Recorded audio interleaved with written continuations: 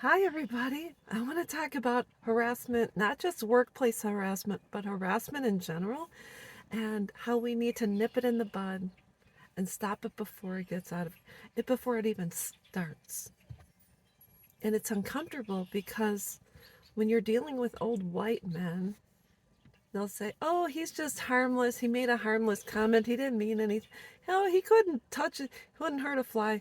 Those probably are the biggest offenders of harassment. And for instance, this is no joke. My husband and I went to a gun show the other day, and I was standing by myself off away from my husband, kind of looking at things. And this older guy, he said, "Oh, excuse me." And I said, "Okay." And he said, "Oh, you know, he said, you can get rough with me if you want to, and you can take me in the back and brutalize me." I said, "Well, my husband's standing right there, and that's probably not going to happen." And so that's the kind of stuff I'm talking about. And someone would say, "Oh, it's just innocent. It's just an innocent old guy." I'm so sick of the innocent.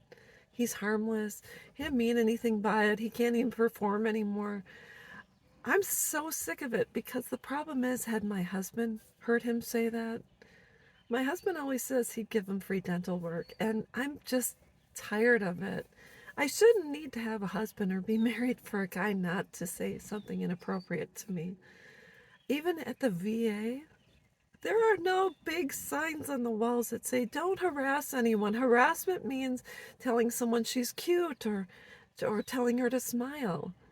Why do we need signs? Jeff Foxworthy said, "Here's your sign." Well, here's your sign. Knock it off. Just because I'm standing in front of you doesn't mean you have the right to make a comment about my body, my face, my nails, my feet, my backside, front side, my any side. It's my body is not your business. In the military, it was commonplace. When I was a teenager, it just happened. I tell you how it all starts. This is normally in the workplace. When I used to work, I worked primarily with a lot of men. When I worked for at the airport, I worked for maintenance crews, and initially, there's the general chit chat, how's work, etc. But the second a guy makes a comment about your body, "Oh, you got some nice tattoos there." "Well, yeah, okay." Or talks about his wife, talks about how they're struggling in their relationship, how things aren't going well, how she's not affectionate anymore. That's when you know that it's going to go in a very, very, very downward spiral. It doesn't stop there because if you, unfortunately, and this is not all men, but with certain men, when you show them the affection their wife doesn't like, you care, that's when there becomes feelings of grandiose. They assume that you're the type that becomes available, or you might be open to texting, going out. I was harassed at the county by a supervisor, and this is someone I knew was going to be a problem. When I worked in the office, I worked with primarily three assistant supervisors. My main supervisor, him and I, my main supervisor never said anything inappropriate. He was he was in a happy marriage.